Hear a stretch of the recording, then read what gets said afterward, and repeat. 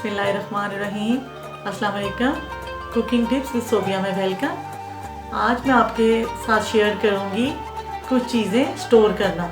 अब अदरक को हमने ऐसे करना है कि हमने इसका छिलका ऊपर से उतार लेना है सारा,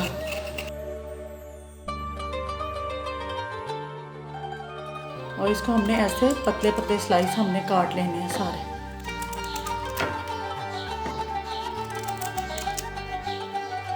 फिर हमने इनको आगे से ऐसे पतला पतला स्लाइस काट के और हमने शॉपिंग बैग में रख के उन्हें फ्रीज़र में रख देना।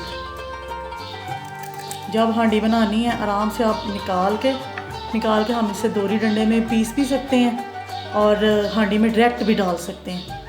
मैं आपको काट के दिखाती हूँ। ये सारे हमने इस तरह से इनको पतला और लंबा लंबा सा काट के फिर हमने शॉपर में डालना है और हमने फ्रीज़र में संभाल देना।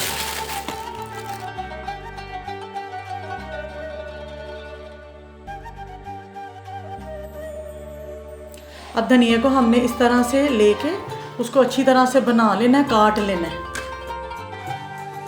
जब आपने हांडी में डालना है थोड़ा सा धनिया निकाल के उसी वक्त आप बाकी धनिया जो है उसको फ्रिज में रख दें, वापस फ्रीज़र में शॉपर में डाल के इसको फ्रीज़र में रख देना है।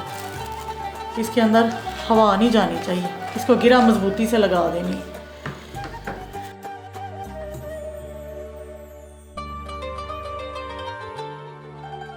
लहसुन के जवे भी हमने इस तरह से सारे छील लेने हैं। इनको छीलने में ज़रा टाइम लगता है। इस तरह से हमने छील के फिर हमने इनको शॉपर में डाल के फ्रीज़र में रख देना। जितने चाहिए हमें ज़रूरत है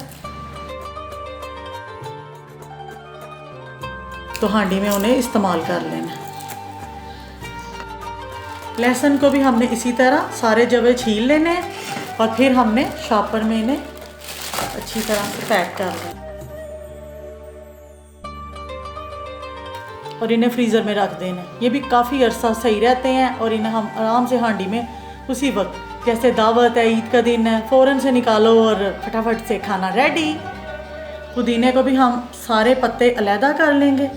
फिर हम अनारदाना और हरी मिर्चों के साथ इसको अच्छी तरह से दोरी डंडे में कूट लेंगे।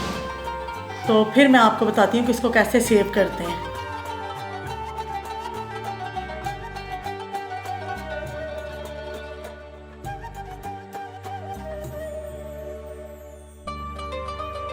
पुदीने के पत्ते हमने अच्छी तरह से उतार के धो लिए और इसमें हम ऐड करेंगे अनारदाना, नमक,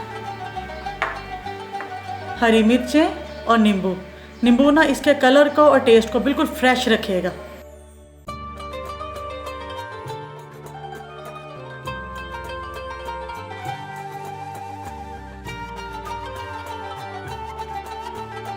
ये अच्छी तरह से हमारे अनारदाना जो है बारीक हो गया। इसमें हम हरी मिर्चें डाल के अब इनको बारीक करेंगे।